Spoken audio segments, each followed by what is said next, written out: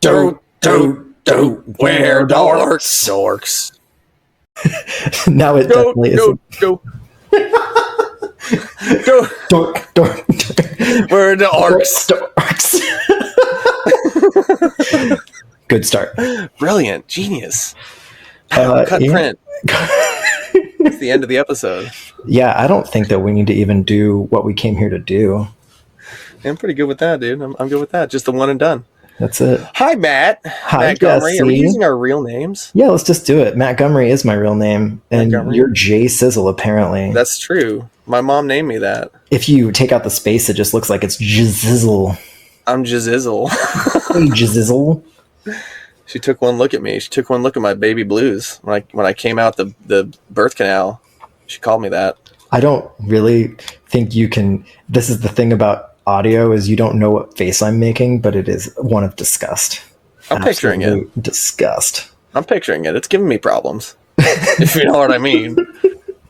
Actually, I have one of your profile pictures on Facebook pulled up so I can look at you. I genuinely have it pulled up so I can look at your face. So you know, that way it feels like we're right in the room with one another. Yeah. Hey, my profile picture is with you, good sir. That's true. Yeah, and it's not because I haven't taken a picture in 3 goddamn years. It's just because, you wanted to see my big old titties in that. They were beautiful. They were good. They were You were touching them. No bra, dude. Not even a bra. That's natural, baby. Oh, Jesus. Oh, just sizzle. I think that was 50 pounds ago, dude. You naughty boy. 50 pounds lighter or heavier? The lighter. What? No way. You were a good looking That's true, dude. Oh, I bet you're beautiful now. I bet you're beautiful now. How you been doing, Matt? I've been doing great. How are you? I'm really excited. I'm super excited for this whole thing. Me too. I've been just giddy, borderline giddy, to be starting this venture with you, bud. So I write like every week. I try to write maybe like 4 or 5 days a week, and I try to write for like 2-3 hours. And sometimes it doesn't go anywhere. Sometimes it does. But like this right here, this silly little like 2,500 word story, I have spent 4 days on painstakingly. I haven't written a single other thing, and it's so worth it. So worth it because it's fun. And I spent the last 30 minutes like rewriting half of it, which I said I wouldn't do. Yeah. And then I did it anyway. So this is my kind of thing, man. Cool, dude. Yeah, I spent I was moments before I came in here to sit down, and then my body said, "You have to poop," and I went, "Uh-oh." I was I was getting my sister's opinion on the last bit, like the very, very last little bit, because there was like a flow issue and I couldn't figure it out. And while I was reading it to her, I immediately figured it out without any input. And I went, "Let me read it back to you. Let me read it like this." And I read it like that, and she was like, "Was that one different?" And I was like, "Okay, good. Excellent." I removed a whole sentence, and you didn't know it was different. That means I did good. Oh, man. You it's nice that you have Kayla to read to. Honestly, I will eventually show this to Holly, to my wife, but I'm not super excited to do that this moment until I see how you and maybe Kayla or some other people feel before I sell out her gender to her face. I'm just going to be sending you GIFs of people with disapproving, like head shaking, like just like just the whole time. I'm going to be bombarding you. I don't know. I get off on that kind of stuff. It might just make me mad. Like, stop! You're making things awkward. Stop it! These pants are already too tight. There's no chance of that. I was going to ask you, like, what has this done for your, like, sorry, how do I put it? Writing this, has it made you go back to any stories that you liked before you started writing this? Did it bring you back to a place where you were thinking about like a certain fantasy writer or fiction writer? Yes, actually, yeah. I have, because I've wanted to do this format ever since, like, I think 8 years ago, Fantasy Fiction Podcast ended. I ever since I first saw them, I was like, I want to do that so bad, but I never got the vibe that any of my friends were really like interested in it. I would kind of drop it like in a like, well, I got this thing, this idea, it's a pretty cool thing we could do. You know, maybe we could do this, and maybe they'd be super into it, and they didn't realize that I was being subtle because because my brain don't work good. But Okay. don't worry about it. But I've always wanted to do this, man, because I really like. I do like writing. I do. Mm-hmm. I just am not, at my core, I'm not a serious person. Mm-hmm. And when I try to be, it's like a fish out of water. And I second guess myself real bad. And I get like, oh no, this sentence isn't evoking the emotion that I wanted to. And I slam my hands down on the piano, and it makes like that sound. Throw all my candelabras away. Though, I think that having sort of a tone of levity in your writing allows for you to touch on much more serious topics. Like, just being real, like, oh yeah, I still think that it's the comedic writers who write dramas that do much better than at telling that story and giving it tension. Then they do much better than the other authors who are just like always like so deep and, you know, so brooding and everything's dramatic and there's no way to cut the tension.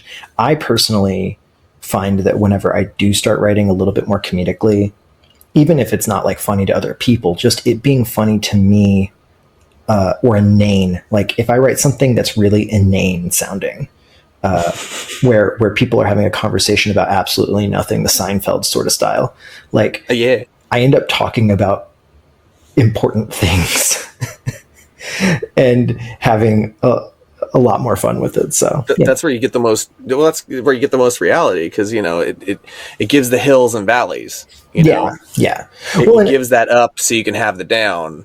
And sometimes I think a lot of it is people want to talk around the subject all the time, and that's truth whenever you're writing, and like a lot of people just want you to get to the point. But for me, like, characters usually don't talk about the truth. They want to talk around the truth and for the truth to come across to you, but they do not want to say the thing that they're thinking. Anyway. I try not to say the things I'm thinking because I don't want to be in jail or fired.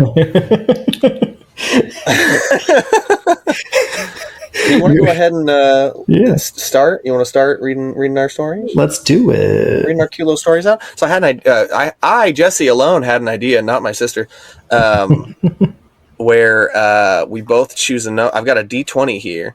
You know, keeping in the theme of fantasy fiction and D&D and whatnot, I have a D20 here, and I figure we both choose a number, and then I roll that, and whoever it gets closer to, we go first, or we get to choose if we want to go first or not. Ooh, no, we go first. If you roll correct, then you just go.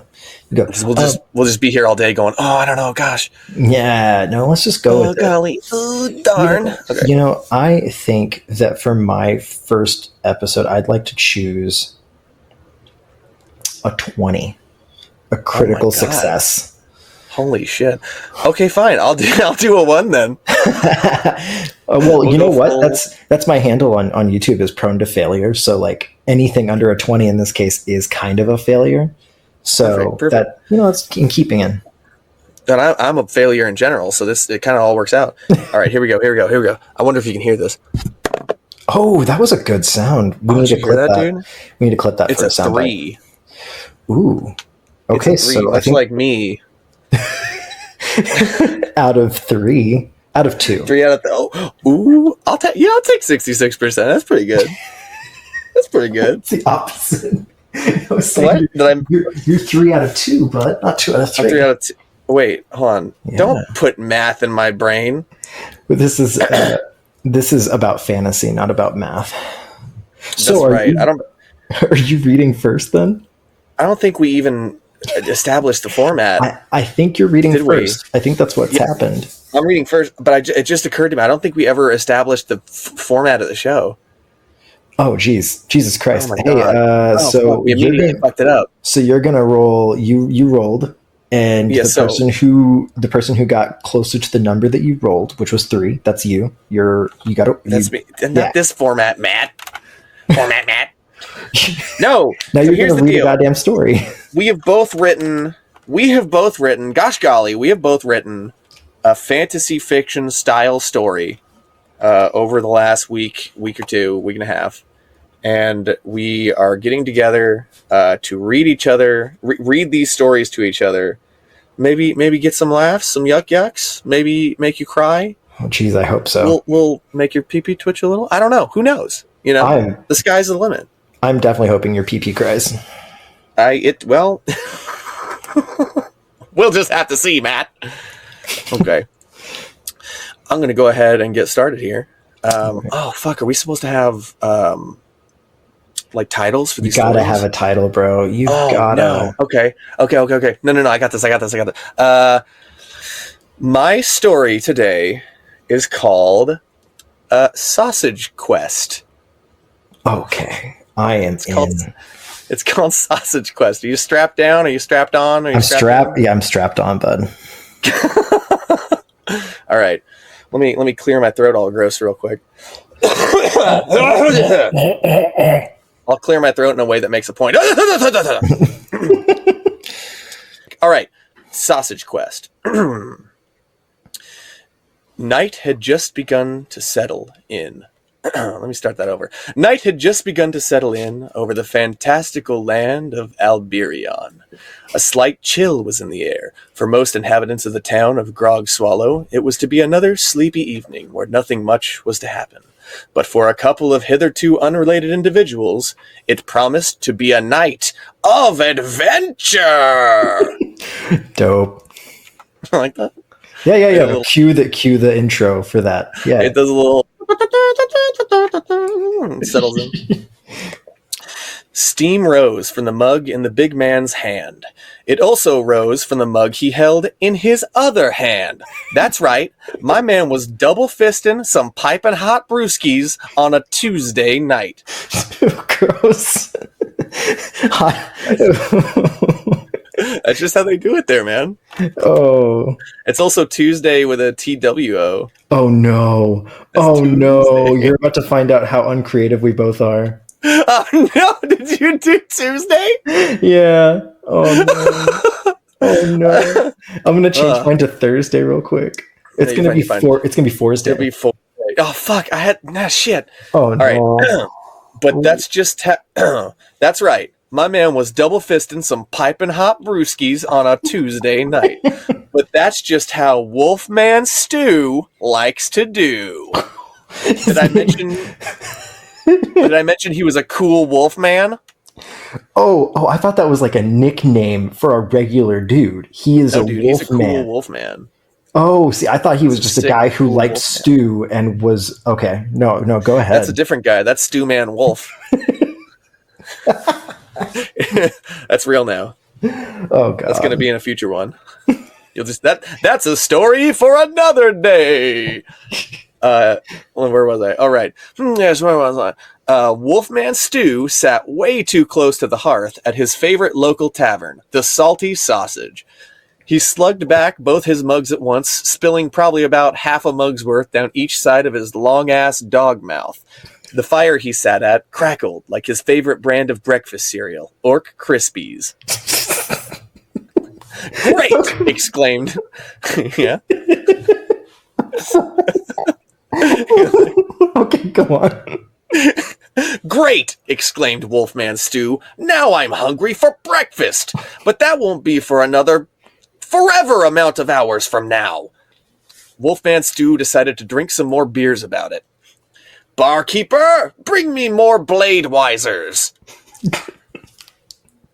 Would you drink a Honey. Bladeweiser, dude? I have a feeling that I've accidentally drank a Bladeweiser. You know, you open the can and the little tab falls in. Shreds It's your just a mouth. regular beer, but it's got sharp objects in it. Yeah. Well, I mean, like, you're 16 beers in. You don't remember anymore. Yeah, who knows, dude? I guess I'll find out in the morning. My butthole will find out. A few dog minutes later, a pair of footsteps could be heard squishing up behind him. Wait, real quick. What's a dog minute? You know, it's like dog time. No, You know, yeah, like a yeah. dog But year, like, like 7 years? how much time is that? Is a dog minute 7 human minutes? 7, Or is that- yeah, I think so. or is it No, dog- is it the opposite? So like roughly 8 seconds later. I don't know, dude. I'm not a mathematician in the You put land it of in. Alberion. You put it in. I am but a conduit. I'm basically an Alberion biblical prophet here. I don't know what's being said. I'm just writing it down. You're translating scripture. This I gotcha. Reverse God's will. This is dog's will. Go on. Squishing, thought the Wolfman, a section of his dark gray fur beginning to smoke a little from his irresponsible proximity to the hearth. Are you Stu? Said a nasally voice. That's Wolfman Stu, shouted Wolfman Stu as he whirled around, ready to slap a bitch. A weird-looking man stood a few paces behind him. His skin was a deep red and weirdly segmented, like individual tubes linked together into the vague shape of a human. Wolfman Stu narrowed his eyes and inspected the tubular weirdo. Oh my gob, your sausages, said Wolfman Stu. I know, replied the gross sausage man. Wolfman Stu no longer wants breakfast, lied Wolfman Stu, his tummy still rumbly for delicious orc-themed cereal. I hear you're a wolfman who can get things done. I have need of your services, said the sausage man. You getting tired of this voice already? His voice is making me so. It's like Toby Determined meets a lemongrab. That's not what I was going for originally, but that's what I'm going for now. Wolf, he said, I have need of your services. Don't do it again. Wolfman Stu doesn't do that anymore, and certainly not with a weird wiener man. Try the strip tavern down the street, you weird wiener man, said Wolfman Stu. Nailed it, he thought with a wolfy grin. I need your help, the sausage gentleman continued, for I wasn't always the greasy creature that stands before you. I was turned this way by well, I guess I don't remember how I got like this, but I was a handsome young man before, and only one part of me looked like a sausage. He winked his pepperoni eye at the disgusted wolfman. Jeez, that makes it so much worse. Don't think if you look like a sausage. I hear rumors that a mysterious let me try that again. I hear rumors that a mysterious wizard lives in the dark depths of Makeout Cave near town. Will you guide me there? Oh no. Would you guide him there? I would never guide the sausage man into a little. Oh no, In the Makeout Cave? no! Don't do He it. did just refer to part of him as sausage-like. I don't know. I trust him. I don't know. Oh no, he sounds like a super stand-up dude. This man who was likely turned into a sausage. No, it's fine. He's fine. Don't worry about it. Perhaps you'll find out. Oh. Wolfman Stu turned back around and casually patted out a now slightly on fire patch of fur. Begone from my sight, and my nose sight. You smell like pork, and I was already hungry for a breakfast that won't come for many hours. Why don't you just eat breakfast right now? Inquired the meat man. Wolfman Stu was astounded. What a brilliant idea, he cried. I could eat breakfast at night instead of drinking beer. Why don't you just have both? The meat man further inquired. A single tear rolled down the face of Wolfman Stu. Aww. The tear quickly sizzled and evaporated from the heat. I'm serious, he was sitting way too close to that fire. You have given Wolfman Stew a true gift on this night, my new disgusting friend. The gift of knowledge! Come now, let's go get that breakfast cereal or whatever you were babbling about just now. The sausage man smiled, which made a strange squeaking sound like a latex glove being stretched too far, and followed his new canine companion out of the tavern. Wolfman Stew stopped by the bar to slurp down a few more Bladewisers and took one for the road. They stepped outside, whereupon Wolfman Stew poured the brew out onto the cobblestones. Here you go, Road, he said, and tossed the mug over his shoulder. Pouring one out for the roadies. Oh my god. He knows what's up. He knows how to... he's thankful. He's a thankful guy. Tribute. Tribute, yeah. He tossed the mug over his shoulder, beaning the sausage guy right in his forehead. For sausage. The two of them set off through the town in the direction of Makeout Cave. The two quickly made their way out of the town, Wolfman Stew clawing the ground slightly with his large feet and lengthy stride. The meat man scuttled behind him with quick, nervous steps. His foot wieners pitter-pattered against the surface of the road. I should really get some sandals. Do you like foot wieners? I hate this so much. I love this so much. I hate this so much. That's exactly the vibe I'm going for. That's precisely it. Fucking nailed it, dude. I should really get some sandals or something, he thought. You should really get some sandals or something, sausage dude, said Wolfman Stew. He said the thing. I'm too poor, said the sausage. Wait, I never told you my name, did I? I just thought your name was Sausage Man, said the Wolfman. My parents didn't name me Sausage Man. I was a regular baby. No, that doesn't work, said Wolfman Stew. Regular baby is a terrible name. How about Sausergio? Damn, I'm good at naming things. That's not... Come along now, Sausergio. No time to waste making words happen. Wolfman Stew picked up the pace, and Sausergio scuttled behind him. Before too long, they were almost to the cave. Moonlight bathed the land in a cool blue glow. Trees loomed on either side of the road, and the cobblestones on which they walked were becoming less and less uniform. Soon the road segued into soft dirt, and still the odd pair moved forward in calm silence. Large cart tracks grooved into the ground on either side of them as they strode further and further away from the dim lamplights of the town, and the quiet of nature overtook them. Shit! We're lost! Wolfman Stew shouted into the sky, causing his meaty friend to yelp and pee a little. Hold on, I'm getting ready for this. Lost, are we? Creaked a brittle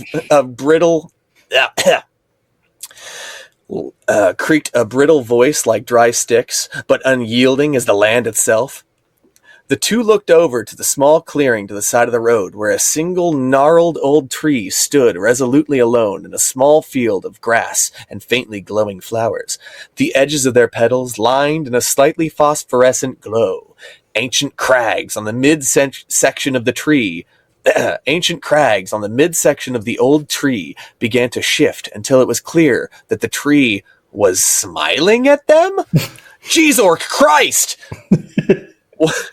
Wolfman Stew exclaimed as he peed a little directly onto Sausergio. Oh, God. The tree considered them... Jeez-orc Christ is real. He's a real figure. He will rise again. He will rise again, and it won't be good for anyone. No, it will not. He killed us for our sins. Oh.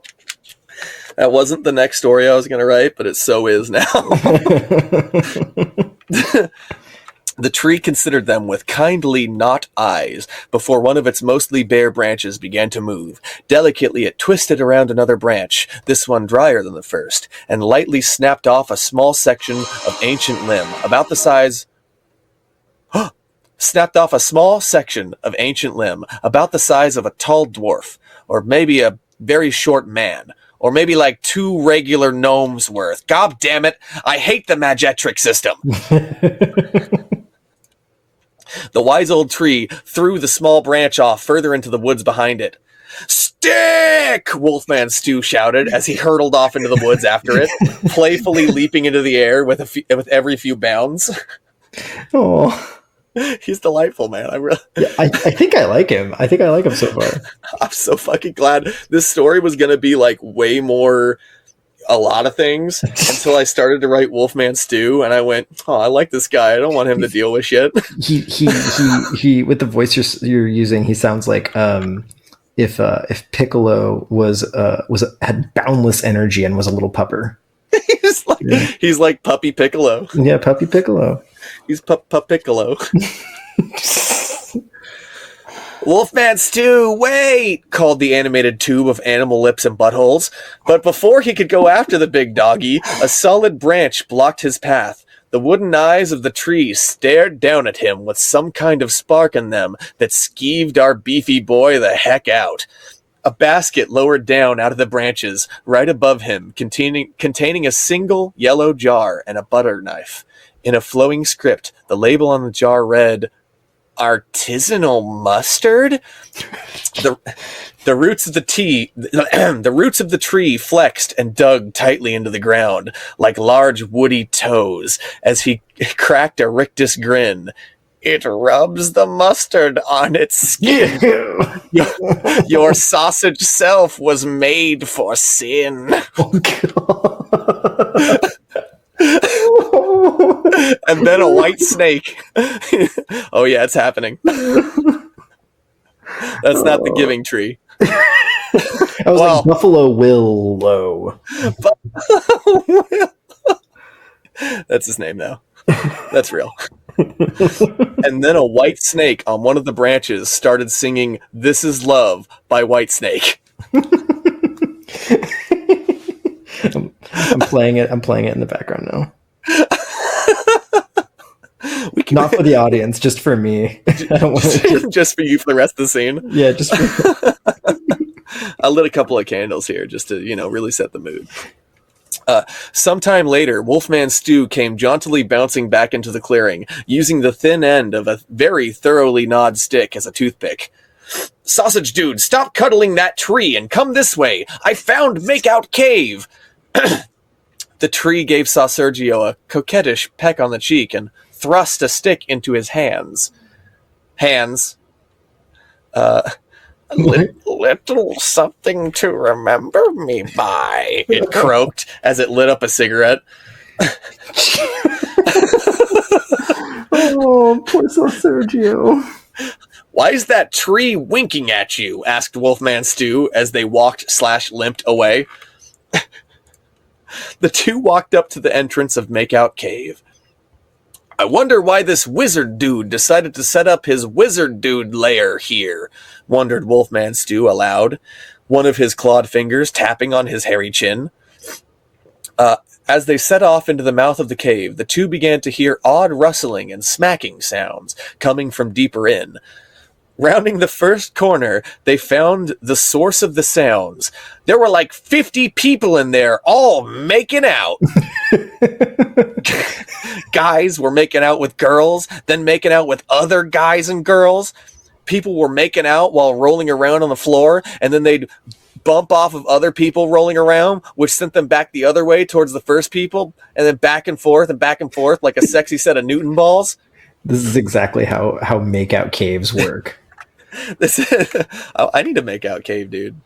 You should start to one. Find a local Makeout Cave. Oh man, that's if the podcast gets big, we can always always become land-owning Americans and and maybe afford a cave.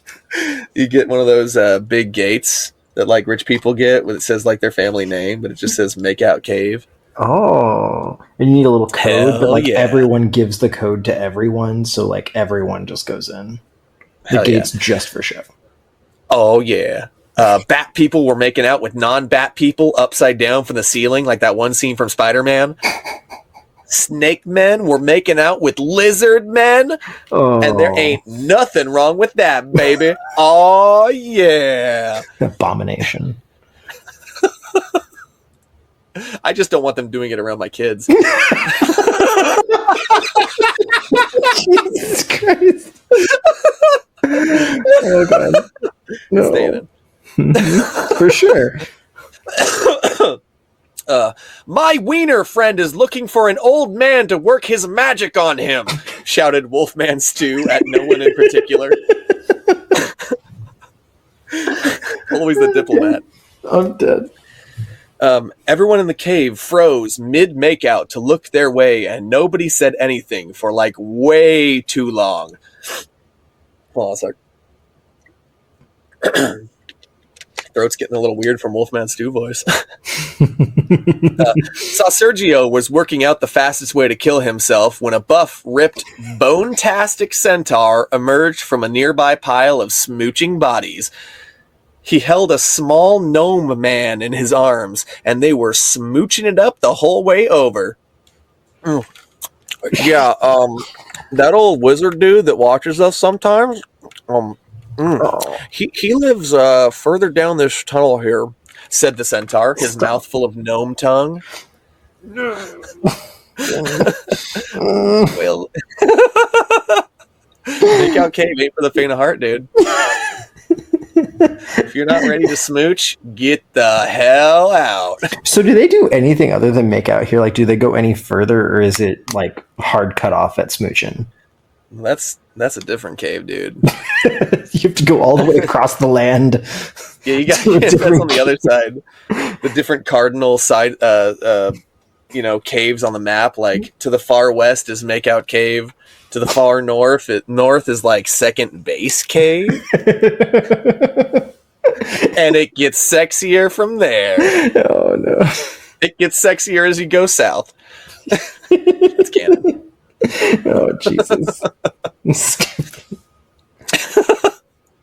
Will you guide us there? Wheedled a very uncomfortable Sergio as he tried to find 1 square inch of cave to look at that didn't contain lip-to-lip debauchery of the schnastiest kind. Back off, B, said the gnome. Me and Kevin here, too busy going for the smooching world record. And he slapped Sergio upside his wiener ass head.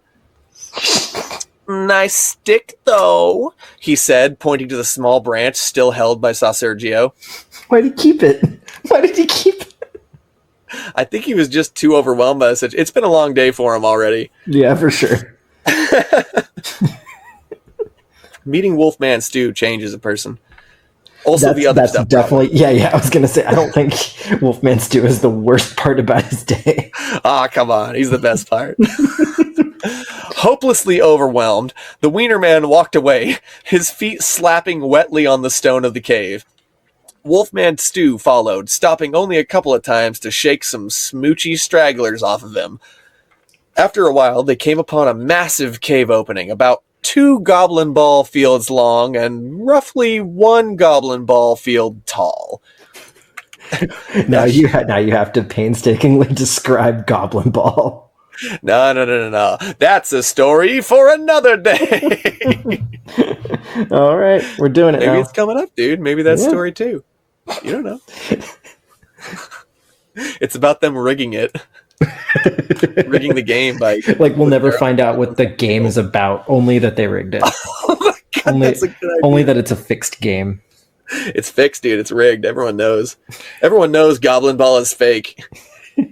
But no one knows its rules. Just pro wrestling. Whoa. Let's not talk smack about pro wrestling. We'll cut that. Don't worry. Okay. A huge wizard tower sat in the middle of the room, its roof almost touching the many sparkling stalactites hanging from the ceiling. When did you pick up that rock? Asked Sergio. I don't know. You were holding something. I wanted to hold something too, said Wolfman Stew as he walked up to the tower. Hey, wizard guy, I've got a problem with this big sausage and I need you to handle it.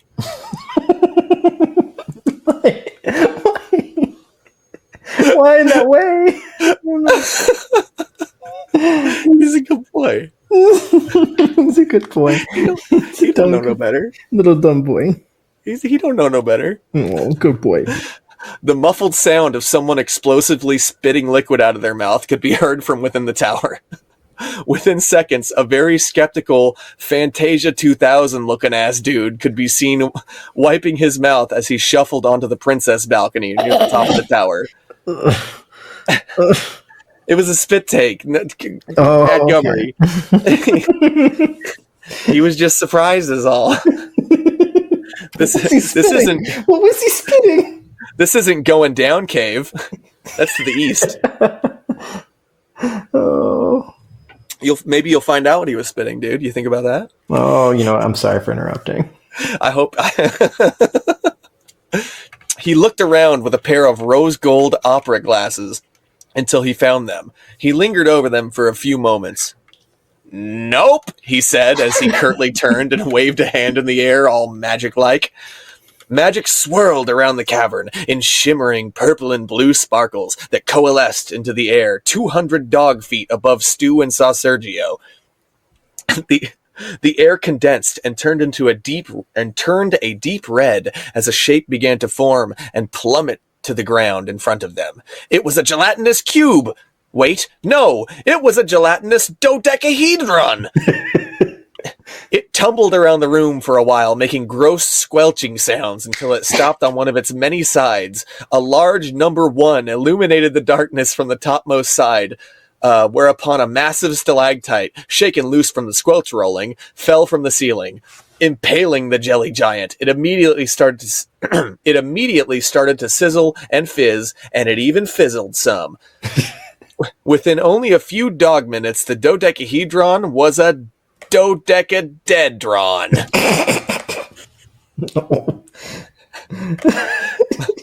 You rolled a 1, dude. What are you gonna do? You must have been so proud when you wrote that. You should be proud. I was pink in the cheeks, my friend. I was pink in the cheeks. I was twirling my pigtails, man. I was right proper pleased. Just putting my thumbs in my suspenders and prancing around. Look at me. Well, I'm a writer. You are. What in Gob's name was that? Said Saw Sergio. Wolfman Stu whipped out his gross red wolf wiener and peed like 60 ounces of pee on the still fizzling mass. Now what? Asked Saw Sergio. Wolfman Stu hefted his big ol' rock and threw it up through the princess balcony. They heard a crash. Ow! Oh, god damn it! Said the wizard. He came back to the balcony. Okay, what? Turn my best friend here back into not sausages, said Wolfman Stu. That's so sweet. What? He's so good. That's why I had so many other plans for this character, but then I started writing words for him and I was like, fuck, he's kind of, fuck, I love him. I don't want him to have to deal with anything. He's my baby boy. Or does he have to deal with anything and is not my baby boy? I guess we'll have to see, Matt. Turn my best friend back here into not sausages, said Wolfman Stu. What are you? I don't even. He took a second to collect himself. I can't do that, because I don't know what the heck's going on here. But I can do this. I cast a spell of make slightly worse upon him. Yeah. Magic sparklies engulfed Saw Sergio. I don't feel any different, he said as he hung his head down. The wizard shrugged and said, I'm going back to my breakfast now. As soon as I make another bowl, that is. And he hucked the rock back down. Good job, little buddy, said Wolfman Stu as he picked it back up. That was the split. That was the spit take. He was eating cereal, dude. He was eating his little breakfast. I feel bad now. These guys, they're the aggressors here. Saw Sergio had an idea. Man, that voice is really getting me. Sergio had an idea. He threw his stick at the huge wooden door of the tower. Within seconds, Wolfman Stew's mad scramble for the stick had reduced the door to splinters. Fuck! Said the wizard, because this story is rated PG-13, and I'm pretty sure you get to say that once. One time. I better not hear it again. You get one. Wait. If I say it once, do we? Is this not PG-13? No. Our stories are both separate. I mean, Okay. Look, do you think that the regulatory agencies of the American government won't understand the nuances to this situation, Matt? I don't fucking know. They totally won't. The inside of the wizard's home turned out to be one medium-sized room with a patio on which the wizard currently still stood, because, as we all know, wizard towers are smaller on the inside. They're magic, dude. The most inconvenient magic. Oh, Jesus. Magic is what it is, man. I don't know. It can only go so far. Oh, man. Listen, I can't help you. Maybe even the gods can't help you, but you should try them next. Aw, man, said Sergio. Please, get the hell out. Will you get the hell out if I give you something? Asked the wizard. Wolfman Stew looked around the room, and his eyes fell on a bowl currently held by the wizard, and the oh-so-familiar box he held in his other hand. His ears perked up excitedly. Are those orc crispies?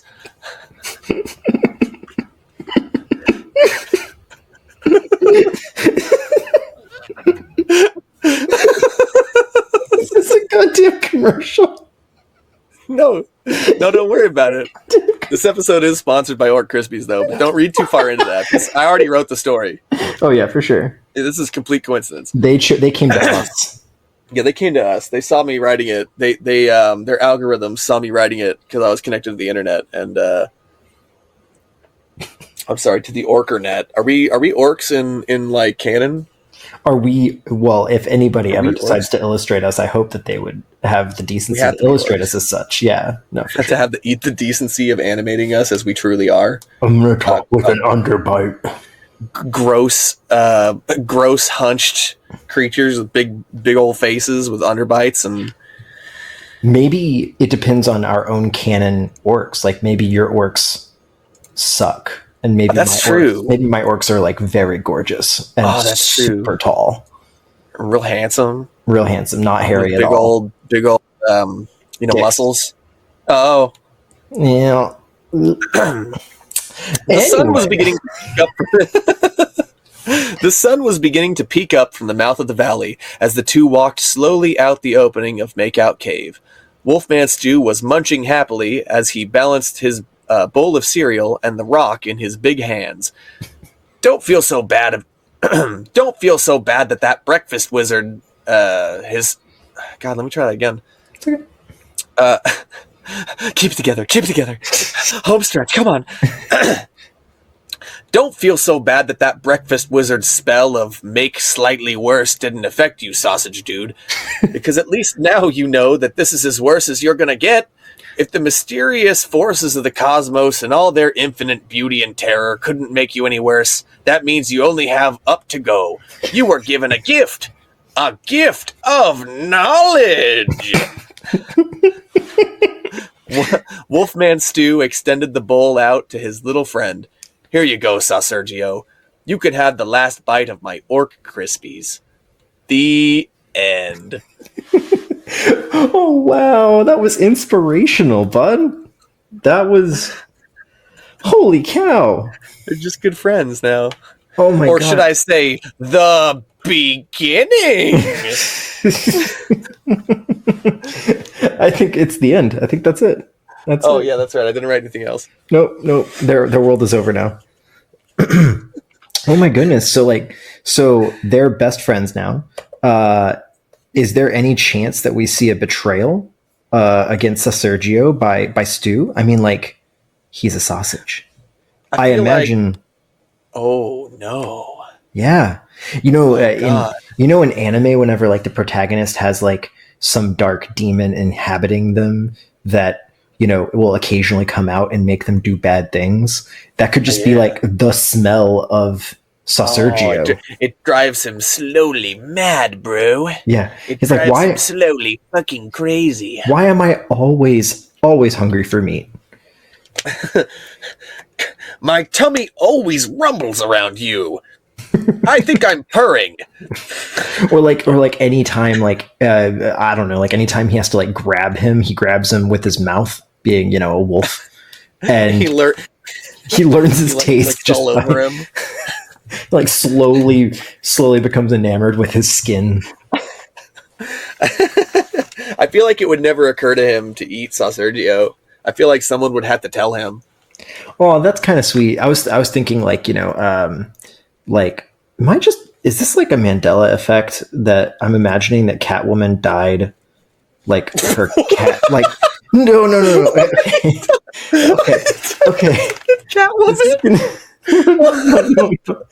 I could swear. No, I think it's a Mandela effect. I think that I'm remembering the Penguin from the original Batman being killed by penguins, but then I'm also remembering Catwoman getting killed by cats. Is that not canon to that universe? I don't know, dude. I didn't think they. If it's not canon, it's canon in my brain now. It's headcanon. I guess you're gonna have to go and watch the 1988 classic Batman.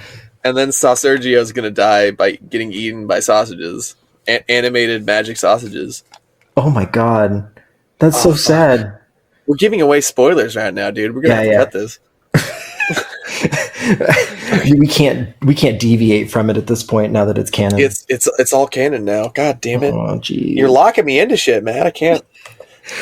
My dear friend Matt Gumry, you're battering me into a corner here, bud. It's not my fault that you made such a compelling story, and I had so many questions. So wait, real quick. Also, okay. The tree. I need to know. Yeah? Are they all like that? Are they all like Buffalo Bill? Are they all? Is every tree out to get some because it's healing? I think everything with a life force is kind of out to get some, Matt. Oh my god, this is a life lesson. I think everything what has the spark of life inside it wants to bone down, baby. Even Wolfman Stew? Yeah, he's got I mentioned his big gross red wolf wiener, so I would assume you didn't show him using it though. Well, you did, but not maybe like that's what he's into. Maybe he goes to Piss Cave, to Water Sport Cave, the fifth cave that's somewhat southwest. No, nobody dares venture near Water Sports Cavern. Uncle Jerry's slip sliding adventure cavern. You've got so much material for next. It's real. Time. It's in the world somewhere. Yeah, for sure. It's in our world for somewhere probably. It's called my basement, dude. You want to come over? You want to come hang out? No. Completely unrelated? No. Play some water sports. No, I just mean like polo. There's no... It's volleyball. It's that water volleyball. That's water polo. That's different for one. It's water polo ball. Why is it so wet down there? It's goblin ball. See, now you're learning through our discovery here that goblin ball is a water sport. We're learning stuff. Yeah, this is how you build worlds. This is how you build a world right here. Oh man. All right. Do you want to go ahead and get started? I don't know if I'm going to be able to keep up with that, but I will do. I'll get my bucket of popcorn. I will do my diggity dangest, man. Matt Gumry, it's gonna blow my socks right off of me. Actually, it genuinely is going to, because I need to take them off. They're big and fuzzy and warm, and I'm sweaty. Oh, it's too warm for that, man. It's like 25 degrees out, man. Our pipes only froze over this morning. We're starting a podcast during a freeze is always a good idea. Hey, don't worry about it. All right, let me know when you're ready, man. I'm ready, dude. I'm strong. Right. I'm all clenched up. I'm ready to go. Well, look, I came up with the title for mine, and I am so verbose, man. Even my title is like a paragraph long. So get It's like ready. a light novel. This whole thing is all right. My story is The Glorious Grundt, the Goddamn Goblin, and the Awakening of Frieda, the Firm Feet Feminist. That's it. It's over. That's it. That was the story. That put enough in my brain just right there that I don't even need to hear the story. I think I got 2,500 words there, right? That was it. I've got a fantastical land unfurling before me. Okay, just so you know, it won't play a part, but I have to tell you now. Tuesday is in this, man. And it's my numbering system in my world, and it's your numbering system in your world, and we'll just have to fucking figure it out. But Tuesday is we're about 7 words away from Tuesday with a 2. All right. And also read that title again. Sure, man. Sure. Before you go into it, because I want to hear it again. And before all that, I also want to say that I have not figured out voices for any of these. So if anything sounds like a Macho Man Randy Savage impersonation, that's just where I go when I don't know what I'm doing. You shouldn't have warned me about that, because now if you don't do it, I'm going to be real upset. No, I'll have to figure out which character. I'm going to choose the best character for that. Feminist. Oh yeah, women's rights, brother. All right. Sorry, I keep interrupting shit. All right. All right. The Glorious Grundt, with a D and a T. The Glorious Grundt, the Goddamn Goblin, and the Awakening of Frieda, the Firm Feet Feminist. All right. It was a dark, dreary, and gray Tuesday in the settlement of Orc Pork, the backwoods cave town for orcs looking for some wild and nasty. Wild and nasty being just like one of the 15 brothels in town, each specializing in providing customers nothing more than a cave to bang in. The various brothels' cleaning policies all boiled down to use the cum bucket. Orc Pork also had a farm. I'm figuring out the voice for this guy. He's either serious or he's not. Orc Pork also had a farm with cows. No pigs, though. Pigs are unsanitary. Why was it a dark, dreary, gray day in Orc Pork? Well, dummy, that's just what life was like on this side of the world that the sun abandoned. The only light, a permanent, wimpy blue reflection provided by the giant landlocked moon, Boob-E. The big old day teat of light left most of the land in eternal twilight. So it was always sort of daytime, and daytime always kind of looked like nighttime. It kind of sucked. That means the boning never has to stop, dude. All night long goes forever. Yeah, in a brothel town, that kind of works for some of the brilliant, people. Dude. Orc Pork sounds like a hell of a retirement town. It's great. We'll get into it, but it's great for some people. Okay. It wasn't a particularly bad day, is what I'm saying. Just dark, normal. A normal dark day in Orc Pork, where orcs go for beef and porkin'. Doodly orcs crossed between brothels with a mindless fervor, coming and going, busting through doors and busting on babes, no dicking around, just dicking on the ground of the cave, pulling coins from their piggy bank and putting memories into their spank bank, sticking it in but not sticking around, and otherwise paying medium dollar for sex that lasted to roughly the same count as a Tootsie Pop commercial. Holy shit. Holy shit. Here come the voices. Let's figure this shit out. Oh, I gotta change my pants, dude. That was the effect. Writing is supposed to make you feel something. You have set the fucking scene, dude. Great. That's most of what the story is, the scene setting. Oh my god. Bitch orcs be crazy, but sex is awesome. 2 dudes slapped sticky high fives as they passed each other in the street. Oh. Yeah! Also, women orcs and women in general belong in the kitchen and bedroom. All hail Iron Dong, the man! Another one said, really establishing who the antagonists of the story are. In their perpetual sexual haste, let me try that again. In their perpetual... red leather, In yellow their leather. penises. In their penis. That would... I'm just going to say that instead. No. Their perpetual penis. I don't know, dude. I'm sorry. Fuck. I'm having trouble staying quiet. Oh, it's fine, dude. It's fine. It gives me a chance to like think on how I'm going to say the next thing. In their perpetual sexual haste, not a single man stopped when a dark, because of the lack of sunlight, and mysterious, because of the lack of context, figure entered the town. Only one orc, a lady, a former warrior and current stripper by the epithet of...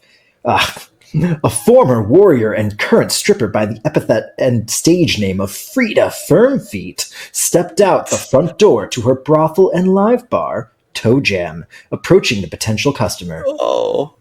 Her micro bikini... Go ahead. Hold on. Is it fur feet or fern feet? Firm. The firmest. Firm. Oh, with an M. So firm. Oh, damn, bro. Like that. Maybe I should say Frieda Firm. Oh, I thought you said fur feet at first. Honestly, I mean, I was picturing like hobbit feet. They're a little furry. She's an orc, you know. They're appropriately furry. Mostly they're firm. Oh, yeah. This is. Imagine the things you could use those little piggly wigglies for. Mostly fighting. Let's see. I'm going to try that again. Was that part of the story? We'll see. Only one orc, a lady, a former warrior and current stripper by the epithet and stage name Frieda Firmfeet, stepped out the front door to her brothel and live bar, Toe Jam, approaching the potential customer. Her micro bikini strained against her big, green, bodacious, bouncing boobies, and strained even more against her pronounced pelvic pooch. She was that meaty kind of sexy, you know, with that big old back and biceps that might accidentally hug you to death. And you'd be okay with that. She also had really nice eyes, but I bet you didn't notice it because you're a misogynist. Piece of shit. Aw. Fuck. You got me. You got me. Yeah. Yeah, you didn't know you were going to be called out during my story, but here we are. I didn't know I was here for that. I've always found the most erotic part of a woman to be the boobies. I was a big fan of the pelvic pooch. The pelvic That's pooch. The whole reason I wrote the story was just so I could put pronounced pelvic pooch. that was like, you sat down in a blank document and you were like, okay, what's it gonna... Pelvic pooch. All right, we got it. I actually no joke. I was worried that the thing that I originally said, which I can't even remember now, was too offensive the way I said it. And so I changed it to this when I was talking to Holly, my wife. I don't know, you had to explain it to you, but maybe to like everyone else.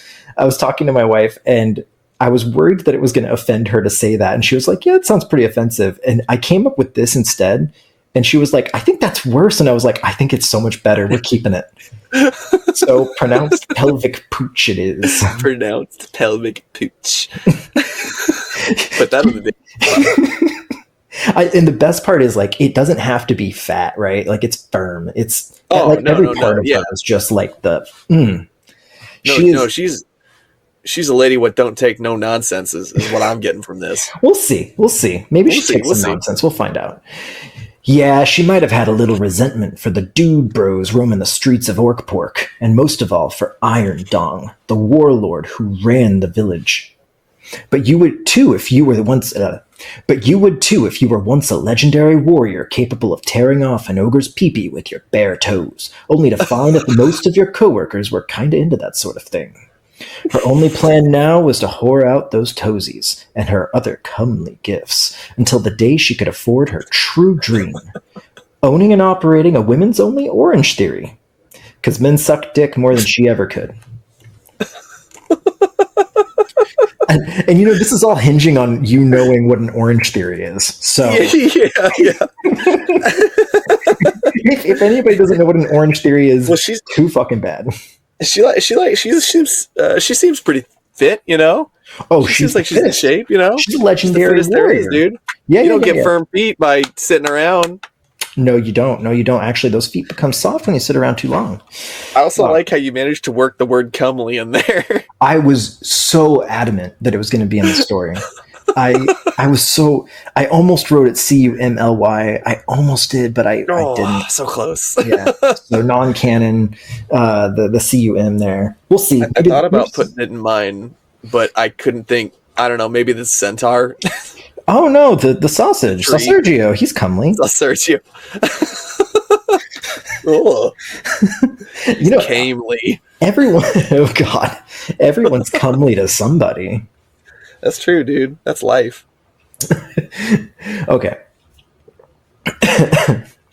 Now I'm doing this voice, and it's changing a lot, and my throat is going to get sore so fast. That's fine. I believe in you. All right. As the figure approached, wait, did I already say that? No shit. Fuck.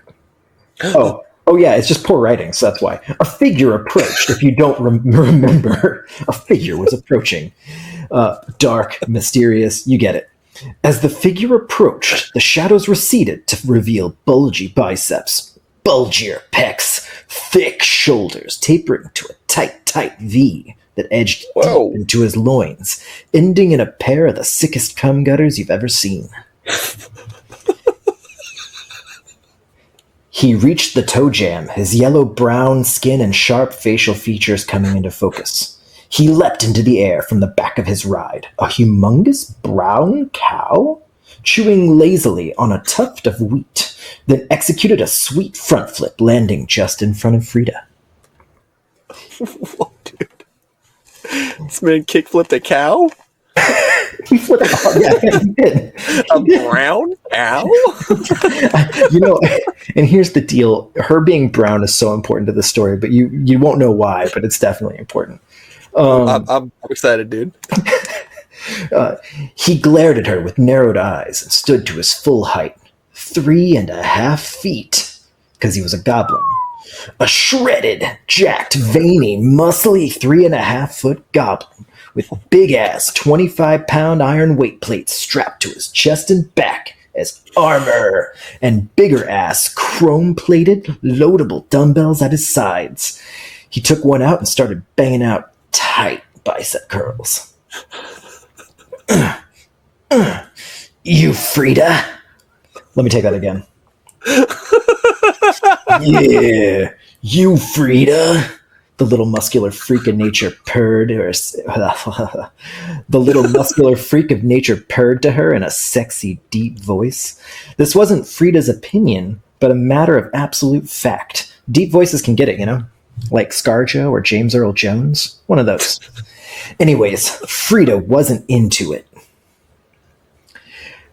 I'm trying to figure out Frieda's voice real quick. She hasn't spoken this whole goddamn time. Take a moment. Search within yourself. Find the Frieda within. God damn it! Now I can't figure out a fucking thing. How do women sound? Usually far away from the kitchen. You know what I mean? Dude, they just sound pretty muffled. You know what I mean? This isn't keeping with the theme of the story. Actually, I'm so into your world right now. I'm turning into a chud. I'm turning into a Chad, but like the bad kind of Chad, like the. You're going to be an antagonist by the end of the story. This is turning me evil. I think I'm going to do a Grenda voice, so let's try this, okay? All right, dude. All right. How do you know my name? I can't do it. Oh my god. Holy shit. Oh no. It was like Fozzie meets Yoda. It was like little Yoda in there, yeah. Holy shit. I think that's my right. I think I've tapped it out. Oh, bud. Let's see. Oh. Let's see what I can do. Oh, boy. Okay. How do you know my name? I have no dealings with goblins. I haven't seen one of your kind in... God damn it. It's not going to happen. Oh, no. All right. Let's try it again. Are you there? Uh-oh. Okay, so now that something happened that made the internet work. Definitely not me accidentally jiggling the Ethernet cable with my ADHD hands. Definitely not that. Probably something on Matt's end. You probably did it. Is what happened there. Every time that you lose interest in something, you break the internet. Is that what happens? Like, wow, this is it's tanking. It's tanking. Pull the plug on the internet. No, dude, you were getting me all worked up. My hands had to do something. It was that or something wildly less appropriate, you know? You're pulling something either way. That was probably the healthiest choice you made. Phenomenal. All right. So Sorry about that. I've had an additional 15 minutes to think about this voice, and I have decided that I still don't know what I'm going to do. So let's figure it out. All right, let's get back into the world of adventure. Right, the world of orc pork. I'm going to read back a little bit and get into the feeling of it. And then, sure. Cool. You, Frieda? The little muscular freak of nature purred to her in a sexy, deep voice. This wasn't Frieda's opinion, but a matter of absolute fact. Deep voices can get it, you know? Like ScarJo or James Earl Jones. One of those. Anyway, Frieda wasn't into it. How do you know my name? I have no dealings with goblins. I haven't seen one of your kind in our lands in many twists of the teat. What a woman. Switching between these two voices is going to be impossible for me, so let's just I'm a big fan of that voice. Muscule sent me, the goblin replied as he looked down at the sick pump of his... I'm going to try that again. Muscule sent me, the goblin replied as he looked down at the sick pump his bulging biceps were getting. I'm here to challenge you to a duel. I really, really, really wanted to do that in my Yu-Gi-Oh voice, so... Muscule sent you? Frieda echoed. That explained his meaty muscles. It explained the cow, too. Explained a lot of things. To her, not to you. Yeah, that's right. Muscule sent me to face down Frieda, soft feet, and teach her a lesson. It's Frieda Fernfeet, fool! And I have retired from fighting. I am... God damn it. This voice is going to make it impossible. If you need to change... No. I'm a big fucking fan. I'm gonna keep doing it. But if you need to change... I'm going to keep doing it, in part because it's impossible. Please do. But also, I've changed the other guy's voice to basically every antagonist from an anime that was dubbed in English ever. So, just... That's fine. It puts me in the right vibe. Yeah, for sure. It's Frieda Firmfeet, fool! And I have retired from fighting. I am but a humble sex worker. We're moving on. I am but a humble sex worker.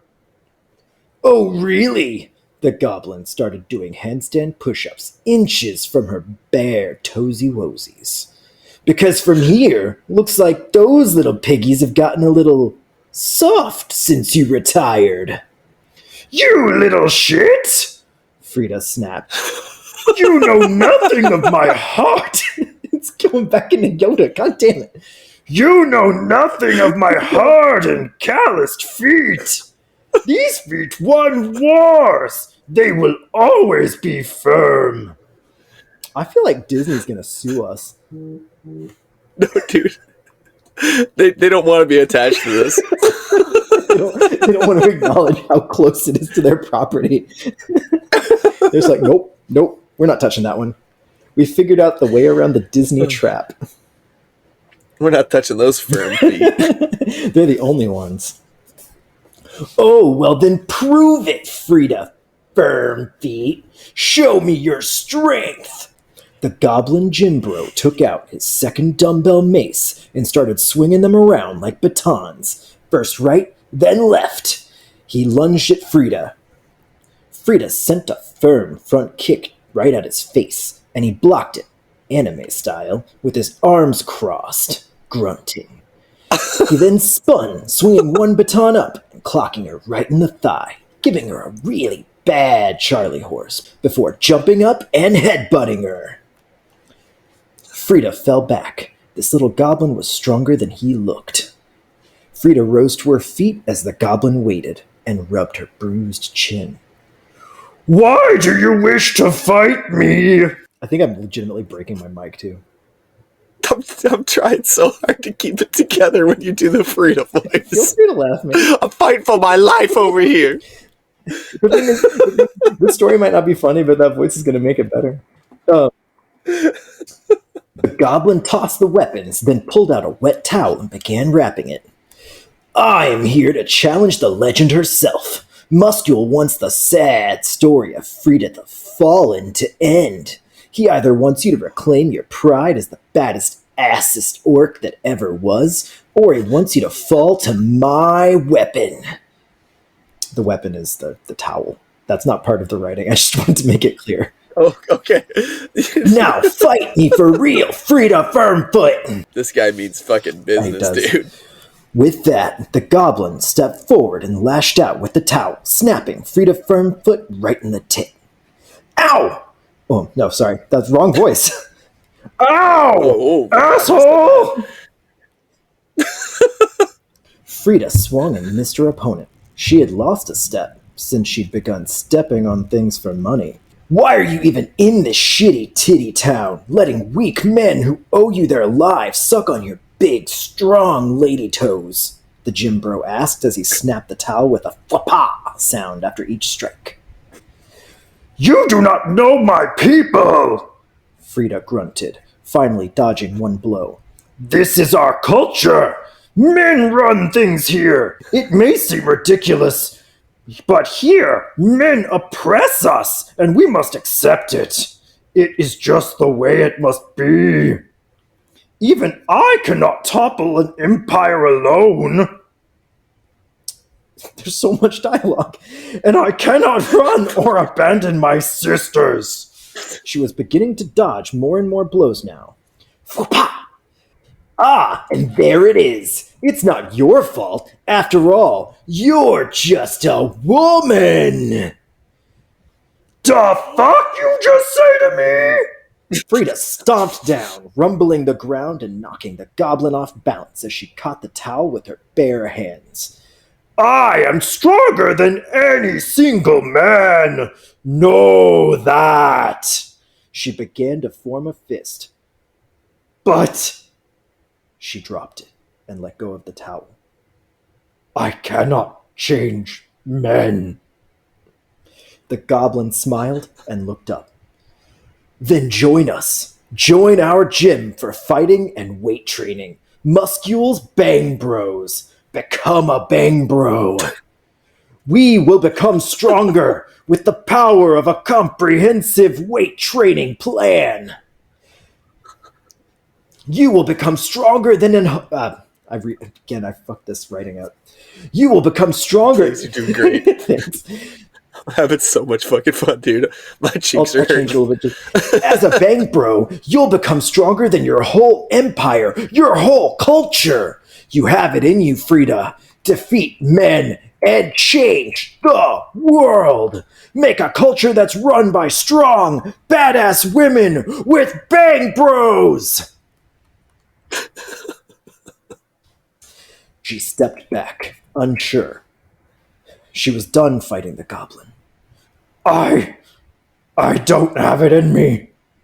If the mighty Muscule was here to help, maybe we could do it together, but he just sent you, his weak little bitch boy. We can't change a thing. At that, the goblin's mighty ass cheeks snapped together, tightly. His mighty ass cheeks. At that, the goblin's mighty ass cheeks snapped together tightly with a thunderous clap, startling the orc out of her self-deprecation and shattering a nearby window. Hey, I ain't no bitch. I'm Grundt, the goddamn goblin, a mighty warrior and assistant manager of Bang Bros. And if I have to smack you around more until you... And if I have to smack you around some more until you remember who you used to be, I will! Where is the warrior who once left 100 footprints on 100 elves' faces in the Battle of Two Armies? A lot of battles were probably called the Battle of Two Armies. Where is the woman who gave every maiden nightmares and every man a very confusing boner? You were a legend amongst foot soldiers. Now you're offering legendary foot jobs. That was why I looked up the word foot jobs. It was just for that. I can't. I've got nothing to comment on. This is just like, this is theater happening before me. Thanks, man. Stage play's coming out next summer. Can't wait to see the handbill. Oh, I mean, the footbill. Can you guess who I cast you as? Ooh, please let it be Frieda. Please let it be Frieda. There's two characters, and I'm obviously Grundt, so you're Frieda, man. Yes. I think the best stories about feminism involve men playing those women. If you want it done right, I mean. Holy shit. No, I didn't know. Who said that? Holly's never going to let me do this again. Oh, Not a fucking single time. Some ne'er-do-well snuck into my room and said that just now. I can't believe they said that, dude. Unbelievable. Men, am I right? If that be a lesson to you women, that men suck. I think I'm going to read it back a little bit. I'm not totally sure if I got it. Okay, go. But just in case, I'm going to do it. Sorry if it's a little stale. No, please. I'm going to just do that last paragraph real quick. Okay. At that, the goblin's mighty ass cheeks snapped together tightly with a thunderous clap, startling the orc out of her self-deprecation and shattering a nearby window. Hey, I ain't no bitch. I'm Grundt, the goddamn goblin, a mighty warrior and assistant manager of Bang Bros. And if I have to smack you around some more until you remember who you used to be, I will. Where is the warrior who once left 100 footprints on 100 elves' faces in the Battle of Two Armies? Again, a lot of battles are probably called Battle of Two Armies. It happens a lot.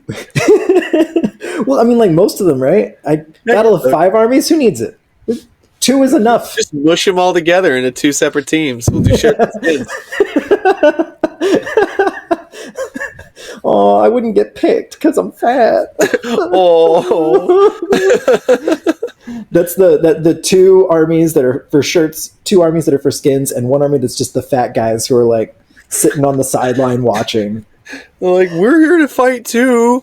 Shut the fuck up. You can be cheerleaders. Why don't you fight your bad habits? Oh, is Fatty gonna cry? I can say that. The 2 armies high five and go home. No, fuck. They ended war, dude. They're heroes. Bullying is good sometimes. Bullying is good. Where is the woman who gave every maiden nightmares and every man a very confusing boner? You were a legend amongst foot soldiers. Now you're offering legendary foot jobs. He was right.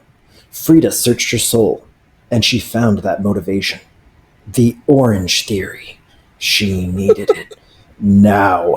Because this Grundt, the first non-orc male she'd come across in ages, sucked even more than the orc bros did. I'm in, bitch! But how will we defeat them? We're gonna fuck them up, is how. With this legendary weapon Muscule sent me. The goblin reached around his cow. I'm gonna change that right now. The goblin gave his cow a reach around and unsheathed the mythical weapon.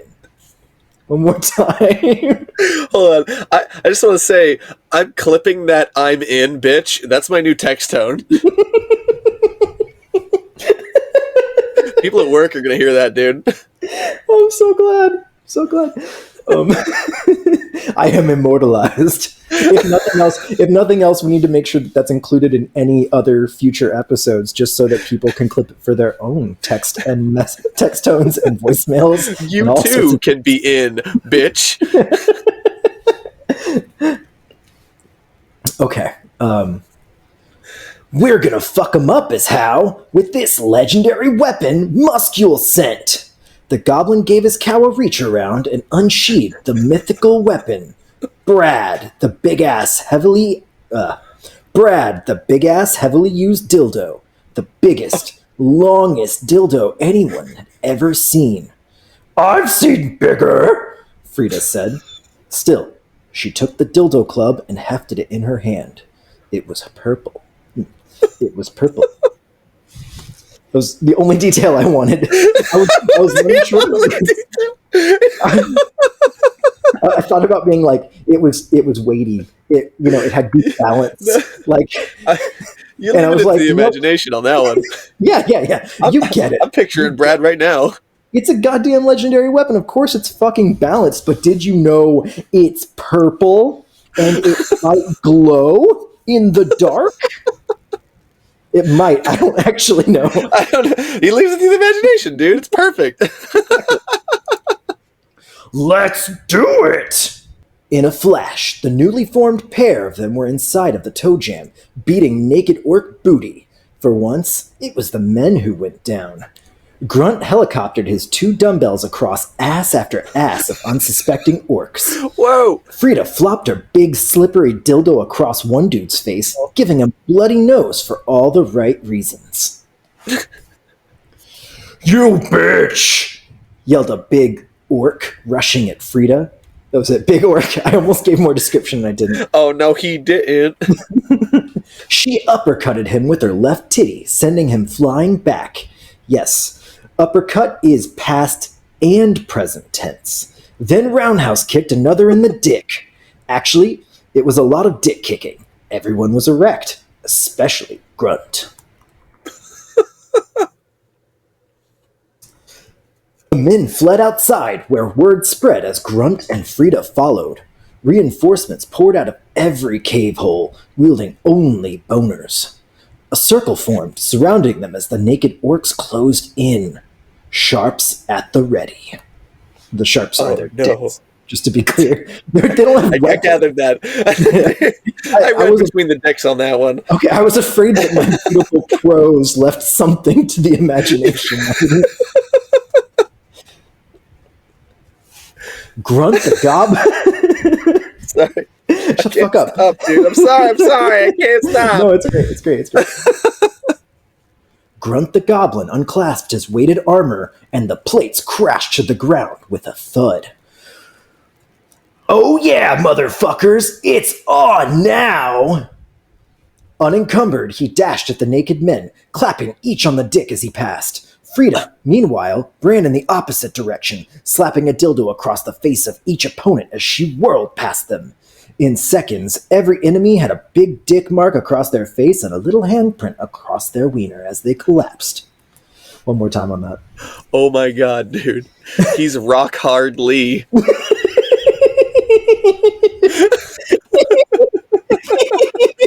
and now he's going to be wearing green. I didn't say it's true. Just so you know, past us, it's definitely written there, and I just didn't say it. He's definitely wearing a green jumpsuit. You just skip by it. You just skip past it. Yeah, no. In seconds, every enemy had a big dick mark across their face and a little handprint mark across their little wieners as they collapsed. Now it was just the 2 of them, and also like 100 other orcs, and a really big warlord, way bigger than Frieda, for reference. Okay, one more voice. Gotta do one more voice. I just gotta figure out one other person's voice. Go with your heart. I'm gonna make sure that it sounds exactly like Frieda, so that there's no telling who's fucking talking. His name is Iron Dong. Let's figure this shit out. Iron Dong. You dare betray the man of Iron Dong? I can't. No. Holy shit. That's not gonna work. said some little kid, and then they shoot him away. Yeah, right. He's running off of legend alone. You dare betray the men of Iron Dong? The gigantic orc warlord shouted. I don't care if you were a hot famous warrior, Frieda Firm Feet. Our empire will have your head. What do we do now? Frieda turned to Grundt. This is your battle to fight, the goblin replied.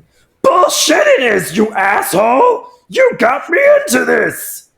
You are a legendary warrior. Yeah, as capable of busting heads as busting nuts. Live or die, you must do this. Frieda, for your legacy. Live or die, you must do this, Frieda, for your legacy, for your pride, for feminism. Make him your bitch. Yeah. And with that, he rushed off, charging the many lesser orcs and breaking their shit as he shouted, Get some! Get some! Dude, Yeah. I've really come around on him, man. I've really come around on this guy. He was with it the whole time.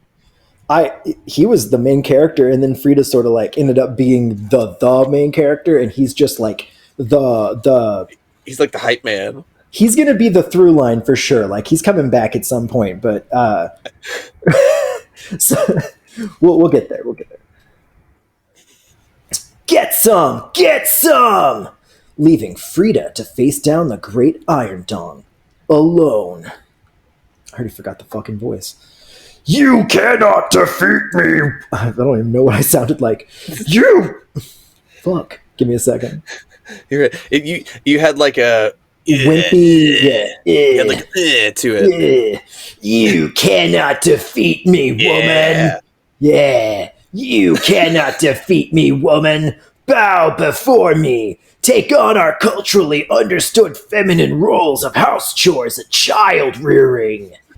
He jumped into the air, pulling a big old club out and swinging it down at the heroine as he landed. Frieda swung Brad the dildo up and met his force with her own. A shockwave rushed through the town, knocking some off their horses and others off their rides. One more time. I see what you did there. Yeah. I'm gonna do it just one more time. This is the problem that audibles create, though. You know. That's fine, dude. That's fine. A shockwave rushed through the town, knocking many off their horses and some off their rides. Iron Dong won out, and Frieda fell to one knee, dildo dangling between her legs. Weak woman! Weak woman! I haven't even broken a sweat! You're no legendary warrior. Barely worth considering. In fact, I'm already thinking about what I'll do when I'm done with you. Maybe I'll go eat a snack. Yeah, a lemon. Or an orange. Yeah, I'll kill you, then I'll go eat an orange. But that's just a theory. An orange theory. Oh no. And that one is for Matt Pat. And I want this. You hit the button, dude. For real. I like because we just heard about Matt Pat. So he just announced that retirement. Yeah. Semi-retirement. You know, he's gonna be there. But yeah. That's I feel like just anyone a theory. I feel like anyone who's been on the internet for long enough never really retires from the internet. Oh, no way. And he's like, he's going to be back in like 2 years going like, oh God, I need to do this again. But he's scratching himself on the street like, hey man, you got any theories, bro? All I need is a little webcam, I promise. He's not poor at all. He's just, Oh, no. That dude's never going to be poor. No, he didn't run out of money or anything. He's not like a homeless guy. He's just, cracked out on lack of theories. As will we be. I hope not, though. I really do hope that they continue. I mean, again, he's going to be doing so much of that, and I'm going to be watching every step of the way. But I'm excited for him, though. Oh yeah, dude, it's like PewDiePie. Like he stopped, like him or not, like he stopped being like professional on YouTube a little bit ago, but he still kind of puts out like travel vlogs and stuff, and he looks a lot happier, you know? So I think that's going to happen with MatPat. I think he's going to, without the stress of like the conveyor belt, he's going to be a happy boy. Very likely. I bet you anything he ends up making a different show, but something that he can do whenever he wants that goes along with his business, you know, like, because he's still part of that. Oh yeah, for sure. Anyway, right. Yeah. But that's just a theory. An orange theory. Luckily for Frieda, something about the totally natural subject of an orange theory woke a fire in her spirit. Men fucking suck! Frieda flexed, muscles pumping, her Holy shit. micro snapping off her humongous spectacular bosom like a rubber band. Her bottom swallowed by an ass that grew 3 times in size. Frieda, Burnfoot's final form. Oh shit! Was all Iron Dawn could say. Frieda swung a very firm size 25 foot upward, dick kicking the warlord so hard she knocked it clean off his body.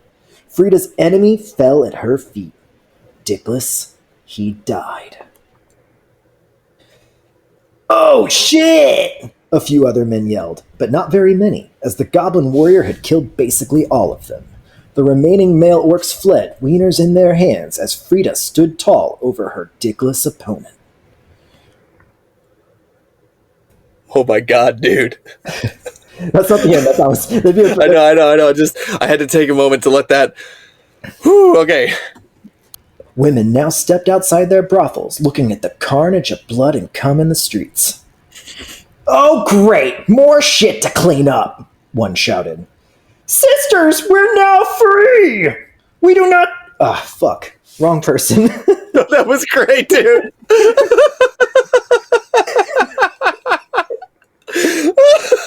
There's so many fucking voices. Okay. Sisters, we are now free! We do not need to live under the thumb of any inferior men any longer! We don't need to put out, to let them put in, or to put up with this life any longer! Speak for yourself! Some of us like it here! Don't kink shame us! One shouted. Oh, shut the fuck up, Tammy! You're a whore and I never liked you! Another replied. We're all whores! Don't you see? Not anymore! Thanks to Frieda! Hail Frieda! Our champion! Some of the women cheered, and some booed, because the world isn't all black and white, and nuance exists anywhere if you look close enough. Except for Tammy, who is absolutely a traitor to women. Man, fuck Tammy. Yeah, I fucking hate her. The two She's always been like that, dude. Yeah, ever since birth, her mom was like, "Ooh, I know you're gonna fucking suck." That's why she named her Tammy. I mean, like literally, but you know, exactly. Yeah, culturally, we know this to be the case. Yes, you look like a Tammy. it's a dark time. The two warriors returned to the toe jam, their task complete. Thank you for awakening. Thank you for reawakening my spirit, Goblin. You're still a little bitch, but I would not have regained my resolve without your help. What can my people do to repay you? I want all your cum buckets. Frieda gave a knowing nod. Done! Clotilda, come! Grundt hopped on his very creatively named mount. You should join us. Our gym could use you. Nah, you kinda suck. It sounds like your gym sucks, and I kinda want to kill all men now, so, you know, you should probably leave. So, after whatever the appropriate amount of time is to get 200 buckets of jizz strapped to a carriage, Grundt the goddamn goblin rode Clotilda off into the moon, sun, day, night, dark light, splooge in tow. What for? Guess you'll have to stay tuned for Grunt's next magical adventure! Oh no. I gotta know what he's doing with them jizz buckets, man. You know what's crazy? Originally, this story was going to revolve so heavily around them that I had to actively go back and add cum buckets to it. Just sprinkle them in a little bit. Just sprinkle in a few cum buckets. Because I was like, oh God, there's no cum buckets in here. And that was the whole purpose of him going to this town, kind of, but not really. So, like, don't worry about why he was supposed to go. He ended up going to fight her, but then he was like, oh, hey, I got some cum buckets while I'm here. Matt, was that the end? Finn. Yeah. Holy shit, dude. That was amazing.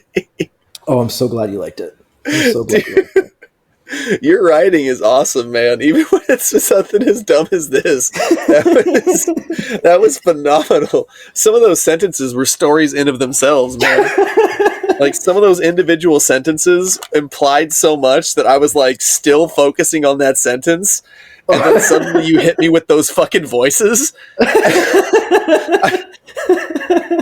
Just complete whiplash. Oh, I'm glad. That was actually, like, the voices were something I was super concerned about. But I'm glad that they happened to juxtapose some really, I don't want to say deep, but like fucking fun words I got to put on this page, man. Man, dude, that was awesome. That was fantastic, man. Thank you.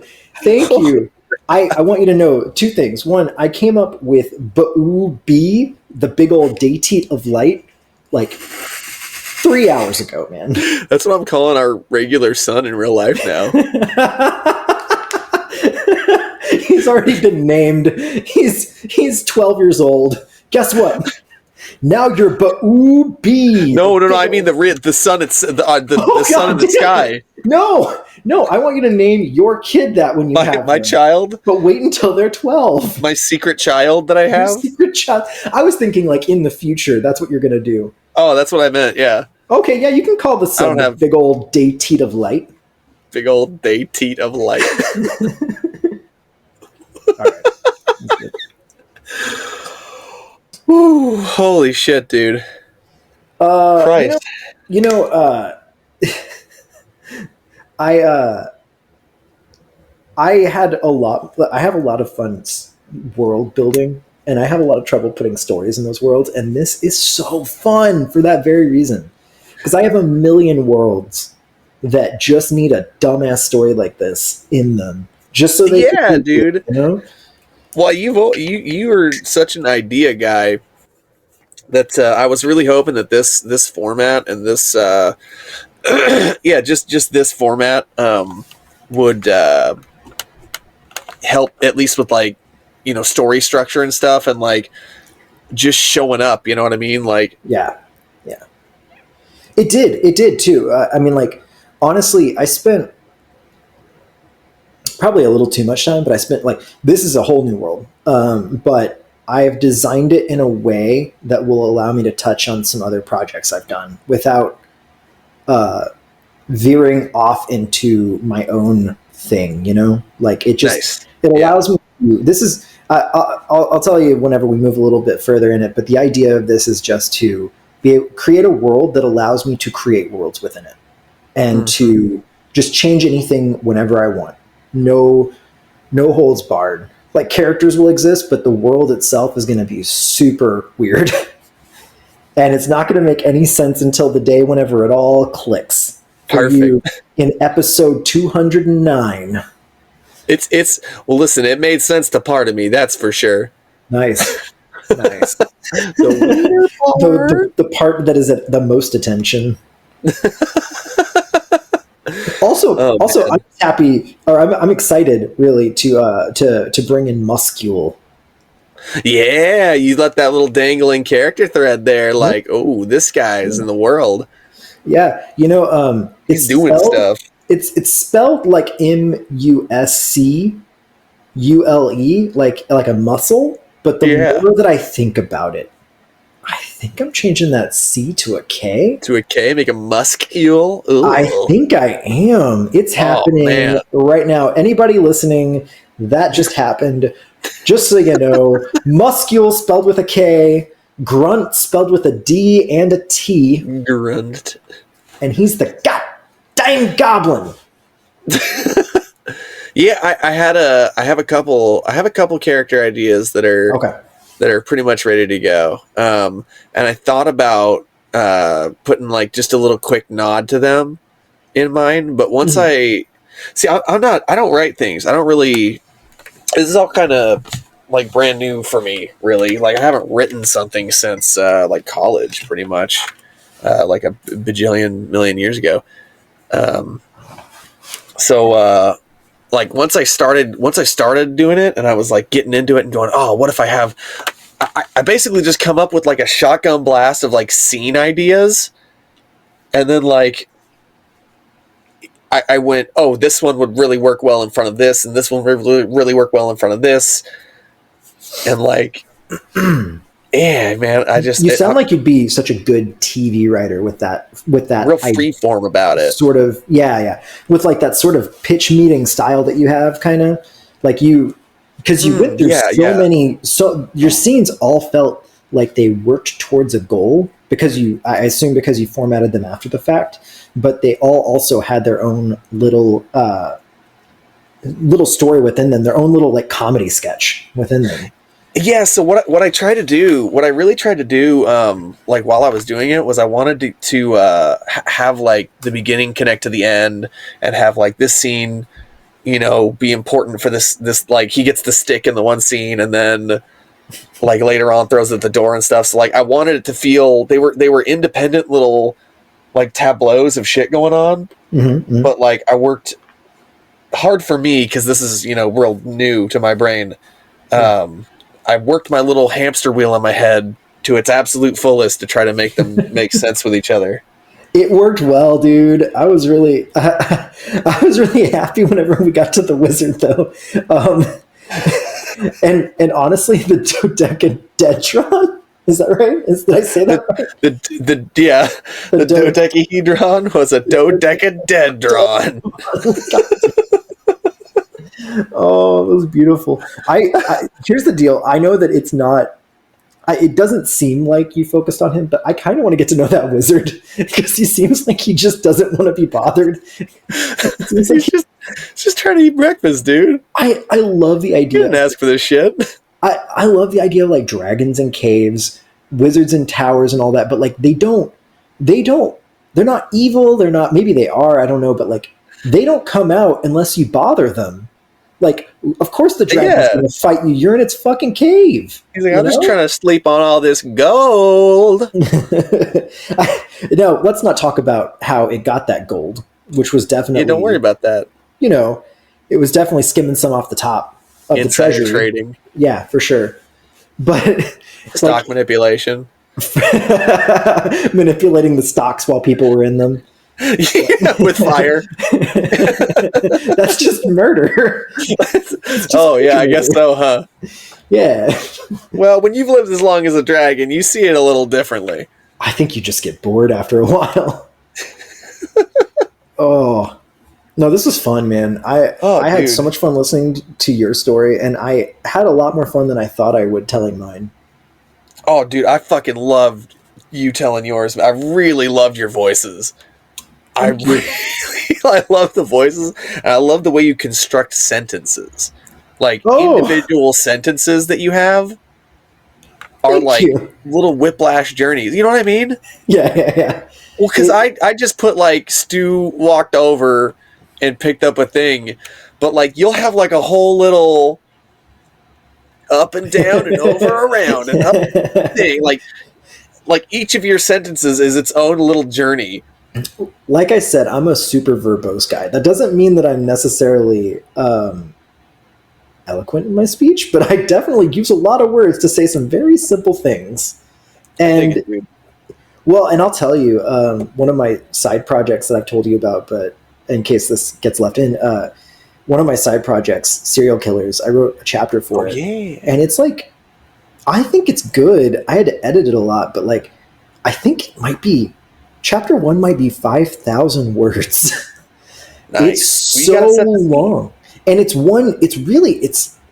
it's 1.5 scenes. It's one scene that is technically in 2 settings, and it there's no good place to cut it off. There's no good place to be like, oh, that's chapter 1. So I'm doing it more like an episode of a show than a strictly like a certain word count that I'm going for. I'm like, okay, or like a manga. I'm doing like this part of the story is going to be chapter 1, no matter what. If it takes me 20,000 words to write it, guess what? That's chapter 1. Chapter 2 might be 1,000 words, and it might give you whiplash.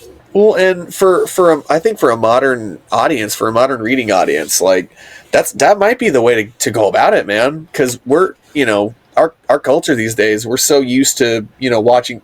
I think most people are used to watching TV more than books, probably, or watching, like shows or whatever. So I think the average, the modern reader is probably going to really appreciate that kind of like formatting structure, because it's going to be something that innately speaks to them in a way that they don't quite get, but they've been conditioned from watching TV and stuff to respond to that kind of a breakup of scenes. I do agree with you, and I think honestly, with the way that Netflix has done things lately, and some of these other streaming platforms have given their shows variable runtimes. It kind of supports that as well. Mm-hmm. But I don't know, man. I was going to ask. I have one question for you that hopefully we can answer before we have to hop off. But what do you got? Who's your which author inspired you the most while you were writing this? Did I ask that already? I don't think. No, I don't think. Let's see. I see. The problem is my brain is like a lottery ball machine. Uh-huh. And it just rattles around. There's just all kinds of random bullshit rattling around in there at all times. And then it just, and then there's an idea, and I go, oh, like a tree that wants to, get with you. A tree that wants to give you the wood. It's a great idea.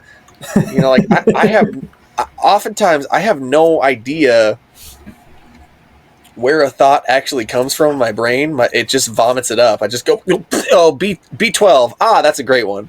So I don't know, man. I got you.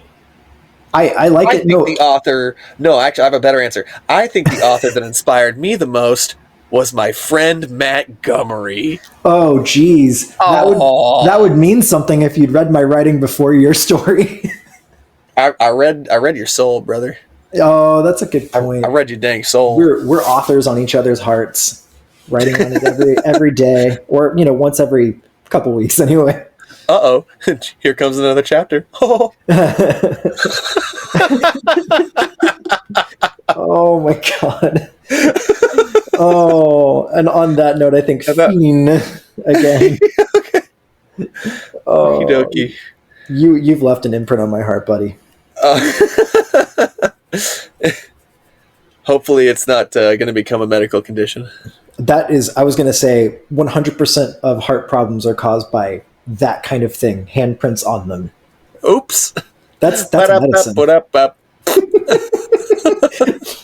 Is the sound of the heart giving out. That's again more medical stuff. Just so y'all know, that's the sound a heart makes whenever it dies. That's true. That's real. All right. This was fun. Yep. Hell yeah! I'll see you in the next tale of adventure. We won't see each other, but I will hear from you in the next telling of adventure. I'll look at your Facebook profile picture while I tell the next one again. Much like this one, on the next episode of Dorks. Yeah, we did it. We almost got it. Yeah, I think almost getting it is as good as getting it. On the next episode of Dorks. Dang it. Damn it. Fuck. One more time.